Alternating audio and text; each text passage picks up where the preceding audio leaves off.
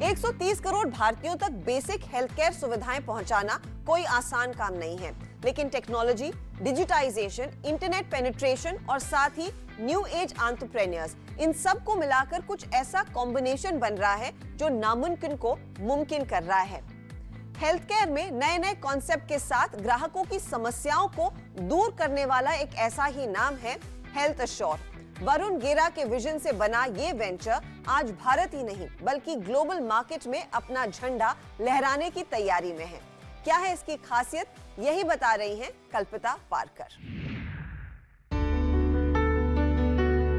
Primary health care में मौजूद कमियों को पूरा करने के लिए 2011 में वरुण गेरा ने शुरू किया हेल्थ अश्योर, एक ऐसा हेल्थ केयर प्लेटफॉर्म जो कॉर्पोरेट्स को बेसिक हेल्थ केयर सर्विसेज मुहैया करने से शुरू हुआ। बिकॉज हेल्थ केयर इतना स्पेशलाइज्ड सेक्टर है कि इसमें हर एक चीज़ के लिए स्पेशलाइजेशन होती है। देयरफॉर फॉर कस्टमर उनको किसी चीज़ के लिए भी एक अलग स्पेशलिस्ट के पास जाना पड़ता है, तो चाहे वो जीपी हो, पीडियाट्रिशियन हो, गायनेकोलॉजिस्ट हो, उनको अगर एक्सरे कराना तो कोई और जगह जाना पड़ेगा, सर्जरी करानी होगी तो कहीं और जाना पड़ेगा।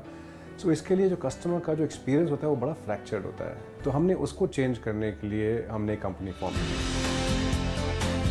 अपने ग्राहकों को हेल्थ केयर सर्विसेज देने के लिए कंपनी ने सबसे पहले हेल्थ सेंटर्स से टाई अप किए और नेटवर्क बनाया। आज देश के 1300 शहरों में 4500 मेडिकल नेटवर्क प्रोवाइडर्स के जरिए हेल्थ अश्योर अपनी मौजूदगी बना चुका है, लेकिन इतना काफी नहीं था। जरूरत के वक्त इस नेटवर्क का इस्तेमाल ग्राहक कर सके, इसके लिए टेक्नोलॉजी पर कंपनी ने जोर दिया।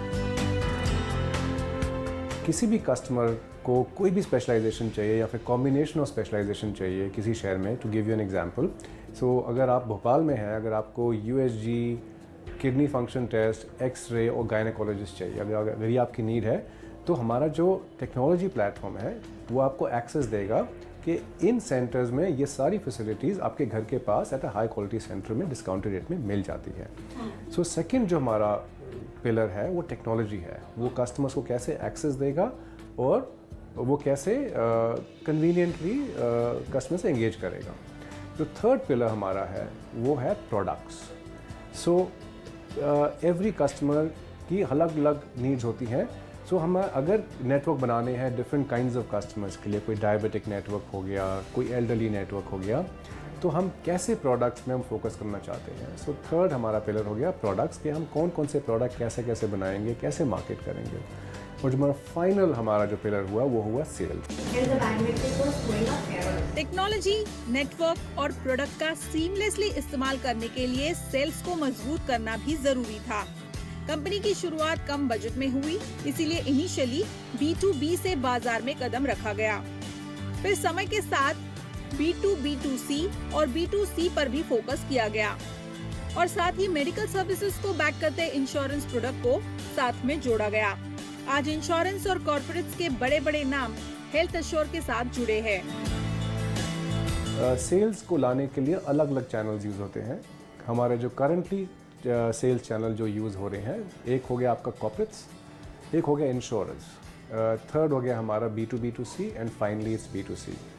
सो हम सेल्स चैनल में इन द इंश्योरेंस मार्केट हम ऑलमोस्ट सभी इंश्योरेंस के साथ काम करते हैं, जैसे मैक्स बुपा हो गया, Cigna, Apollo Munich, Religare, Aditya Birla health, तो मोर और लेस सभी इंश्योरेंस से काम करते हैं। कॉर्पोरेट्स में भी हम काफ़ी कॉर्पोरेट से काम करते हैं, जैसे Pearson's, Yahoo, Deloitte, Deutsche, L'Oréal.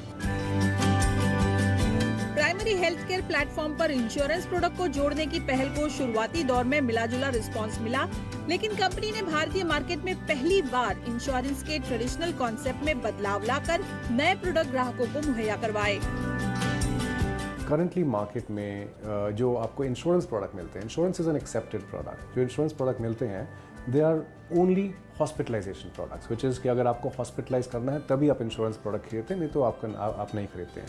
लेकिन जो आपका डे टू डे केयर है, डे टू डे केयर में जैसे आपका आ गया पैथोलॉजी, डायग्नोस्टिक्स, फार्मेसी आ गया, टेली डॉक्टर आ गया, so doctor consultation, specialist consultation, ये सब आ गया जो आपके डे टू डे केयर में होते हैं।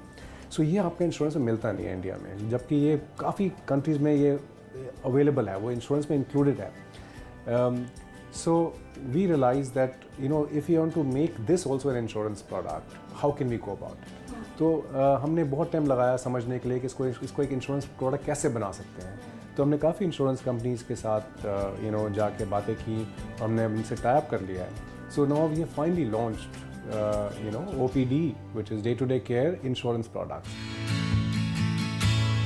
पिछले 9 सालों में ग्राहकों को बेहतरीन सर्विस ऑफर करने के लिए हेल्थ एश्योर के प्लेटफॉर्म पर कई नई सर्विसेज और प्रोडक्ट जोड़े गए।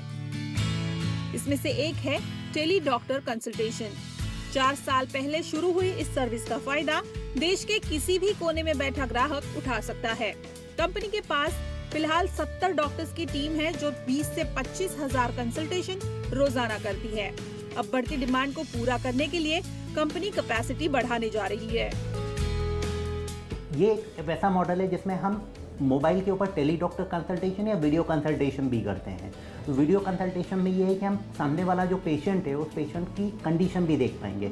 एज ए डॉक्टर हम लोग 2-3 चीज़ों में ज़्यादा बिलीव करते हैं। एक ये है कि जो पेशेंट है उसके पास सिम्टम्स क्या है, और दूसरा GC which is called as general condition. तो पेशेंट की जनरल कंडीशन वो वीडियो के थ्रू दिख सकती है, ठीक है, या तो एक्सप्लेन करे या वीडियो के थ्रू बताए।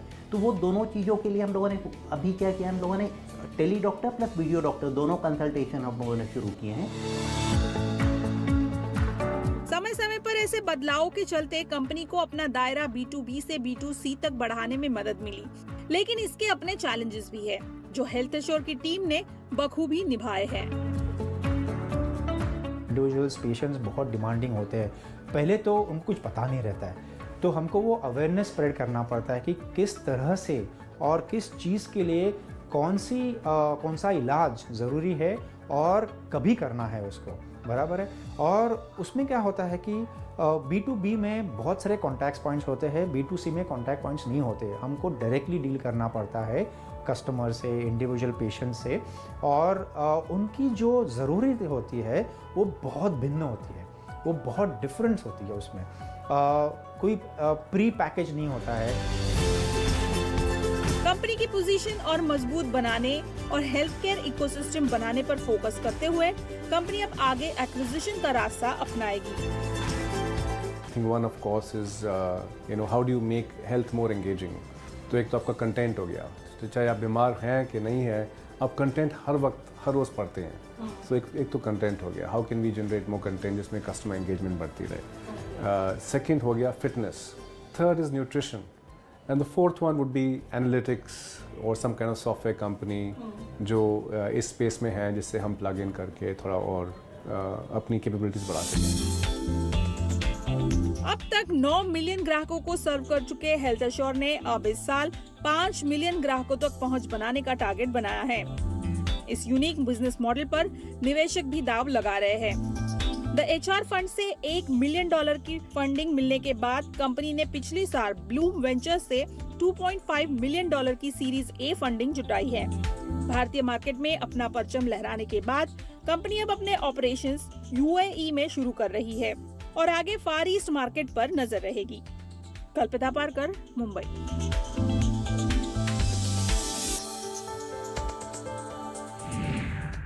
यहाँ लेंगे एक छोटा ब्रेक, लेकिन ब्रेक के बाद एक दिलचस्प चर्चा होगी ब्लैक बक के को-फाउंडर चाणक्य हृदय से। आप बने रहिए CNBC आवाज के साथ।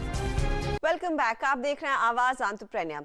4 लाख पार्टनर ट्रक्स के साथ देश का लार्जेस्ट ट्रकिंग नेटवर्क बना है logistic startup black buck. Company की रोबस्ट टेक्नोलॉजी प्लेटफॉर्म शिपर्स और ट्रकर्स के बीच एक भरोसेमंद नाम साबित हुआ है। कंपनी की इस तेज ग्रोथ को बरकरार रखने के लिए अब आगे की स्ट्रैटेजी क्या रहेगी, इसी पर आज हम फोकस कर रहे हैं और बेंगलुरु से ब्लैक बक के को-फाउंडर चाणक्य हृदय मेरे साथ जुड़ गए हैं। चाणक्य, स्वागत है आपका CNBC आवाज पर। मेरा सबसे पहला सवाल आपसे यही है कि देखिए 2 महीने हो चुके हैं फास्टैग को लॉन्च हुए, और ये एक नई टेक्नोलॉजी है जो सरकार काफी अग्रेसिवली पुश कर रही है। उसका रिस्पांस आपके बिजनेस के लिए कैसा रहा है? Has life become easier thanks to FASTag? तो गवर्नमेंट ने दिसंबर में फास्टैग मैंडेटरी कर दिया था पैसेंजर और कमर्शियल व्हीकल्स दोनों के लिए।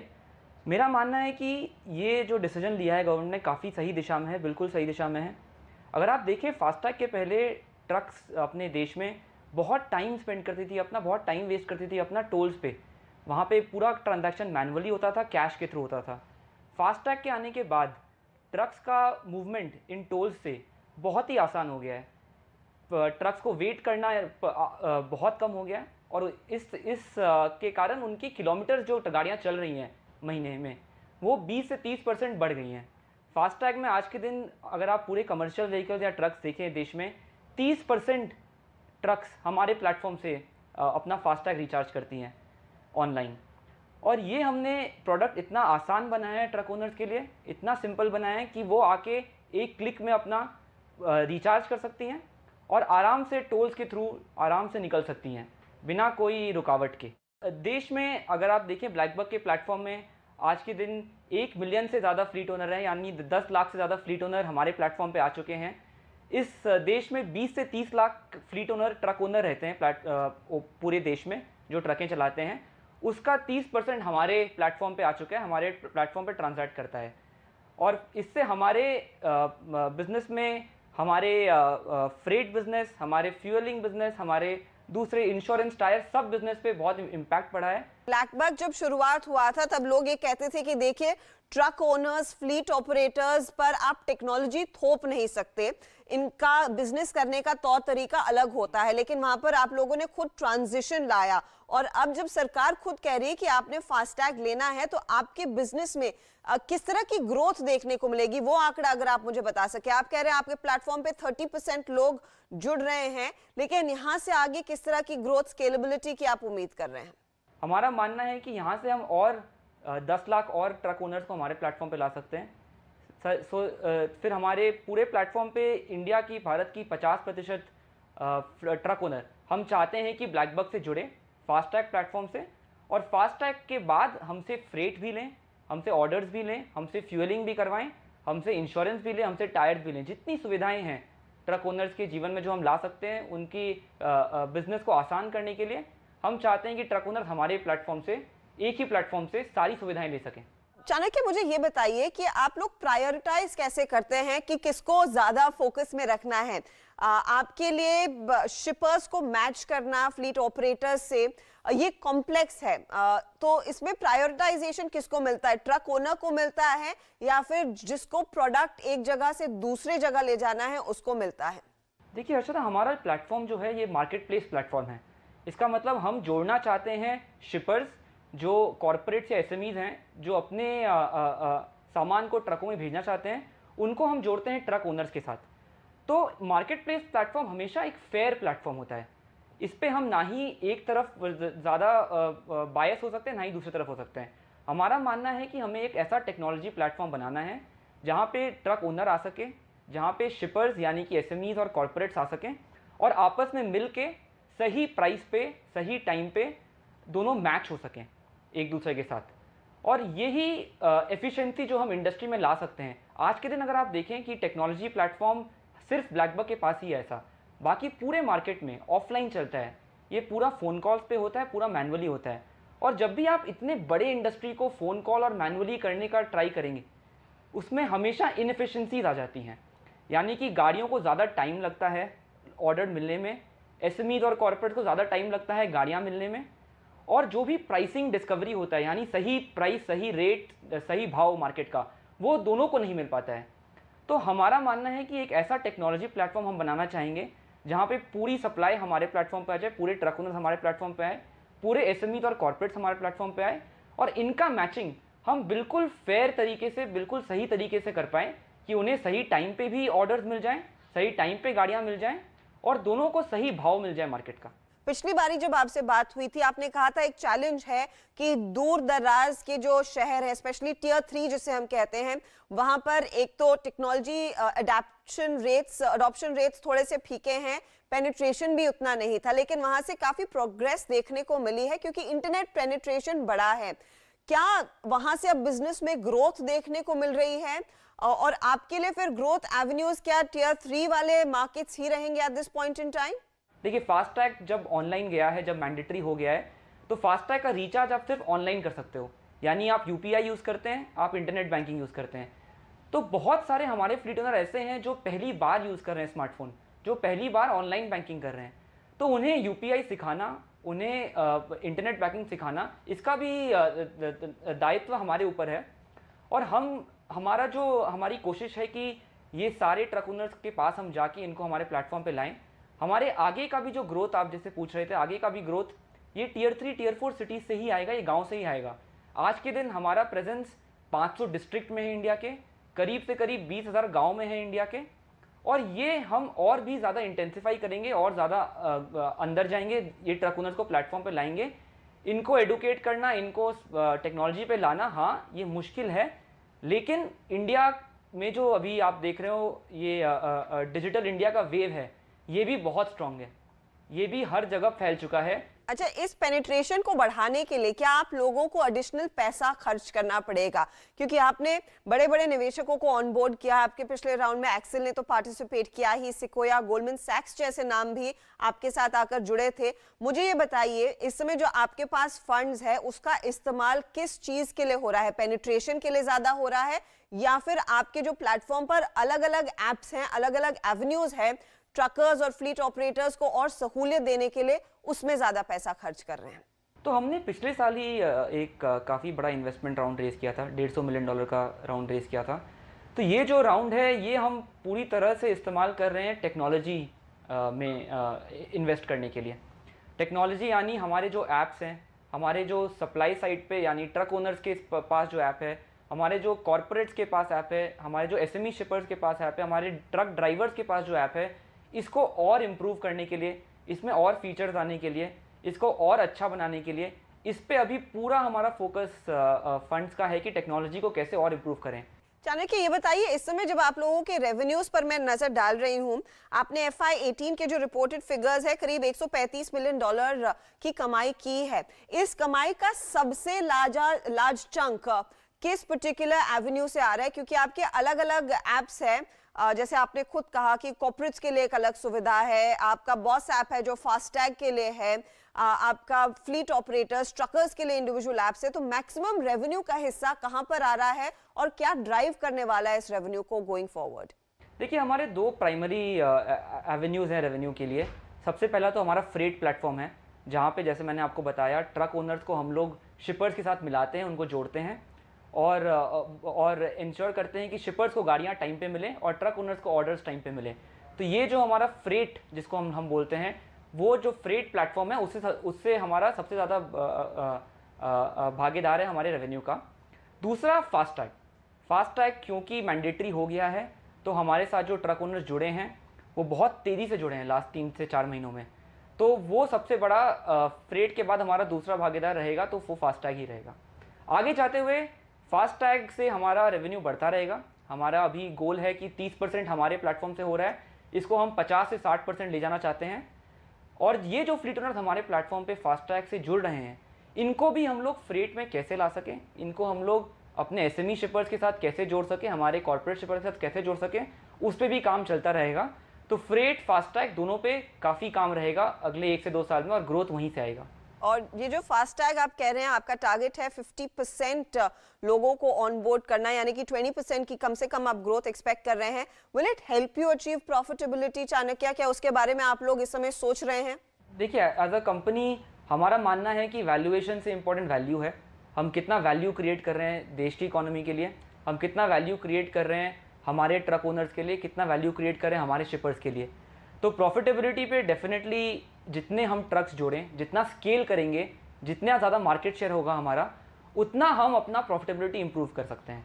प्रॉफिटेबिलिटी का की अगर आप देखेंगे की कंपोनेंट क्या है फ्रेट में, तो वो है कि कितनी किलोमीटर चलती हैं गाड़ियाँ हमारे प्लेटफॉर्म पे। तो हमारे पास जितना डिमांड होगा, जितना सप्लाई होगा, जितने शिपर्स होंगे, जितने ट्रक ओनर्स होंगे, हमारे पास उतनी एबिलिटी होगी कि गाड़ियों को ज़्यादा किलोमीटर चला सकें। और जितना ज़्यादा किलोमीटर चलाएंगे उतना ही मुनाफा ट्रक ओनर को भी होगा, शिपर को भी होगा, और इंटर्न ब्लैक बक के प्लेटफॉर्म को भी होगा। चाणक्य, बहुत बहुत शुक्रिया हमारे लिए समय निकालने के लिए और डिटेल में बात करने के लिए। यहाँ से आगे की ब्लैक बक की ग्रोथ स्टोरी पर all the very best. Tata trust और सोशल अल्फा की सोशल अल्फा एनर्जी चैलेंज 2.0 हाल ही में दिल्ली में हुआ। इस प्रोग्राम का उद्देश्य है डिसरप्टिव, इनोवेटिव और इंपैक्टफुल टेक्नोलॉजी ब्लूप्रिंट्स और प्रोटोटाइप्स की तलाश। इसमें शामिल कुछ यंग एंटरप्रेन्योर से बातचीत की मेरे सहयोगी हर्ष वर्मा ने। सोलर पैनल के जहां ढेरों फ़ायदे हैं, वहीं कुछ नुकसान भी हैं। जैसे कि सबसे बड़ा नुकसान है, हर साल करीब 5 अरब लीटर पानी की बर्बादी इन सोलर पैनल की साफ़ सफाई में होती है। इसी पानी की बर्बादी को रोकने के लिए हमारे देश के स्टार्टअप अपने अपने तरीके से एफर्ट्स दे रहे हैं। ऐसे एक स्टार्टअप फाइनमैन इनोवेशन के निहाल रेवनकर हमारे साथ हैं। सबसे पहला सवाल निहाल मेरा आपसे ये है कि ये जो आपका प्रोडक्ट है कैसे काम करता है? तो अपना जो प्रोडक्ट है वाटरलेस क्लीनिंग सिस्टम है और जो रोबोटिक है। तो हमारे सिस्टम में हम बिल्कुल पानी का यूज़ नहीं कर रहे हैं। तो अपने सिस्टम का यूज़ ये है कि हम लोग विदाउट वाटर क्लीन कर रहे हैं, एक बात। और सेकेंडली हम लोग इसमें 2 वैरायटीज़ दे रहे हैं कस्टमर्स को। तो पहला वैरायटी ये है कि वो सेमी ऑटोमेटिक है, जिसमें कि आप लेबर्स को लेके उसको मैनुअली शिफ्ट कर सकते हैं एक रो से दूसरे रो में। और सेकंड वर्जन फुली ऑटोमेटिक है, जिसमें कि आप अपने ऐप से या फिर अपने डेस्कटॉप एप्लीकेशन से उसको कंट्रोल कर सकते हैं। तो इसमें और एक फीचर है ये कि आपको कोई भी स्ट्रक्चरल चेंजेस नहीं करना पड़ेगा। तो आप ऐसे ही लेके उसको पैनल के ऊपर रख सकते हो और आप क्लीनिंग स्टार्ट कर सकते हो। तो अगर इसकी लाइफ की बात की जाए और कीमत की बात की जाए तो ये मार्केट से ज़्यादा आपका किफ़ायती है प्रोडक्ट?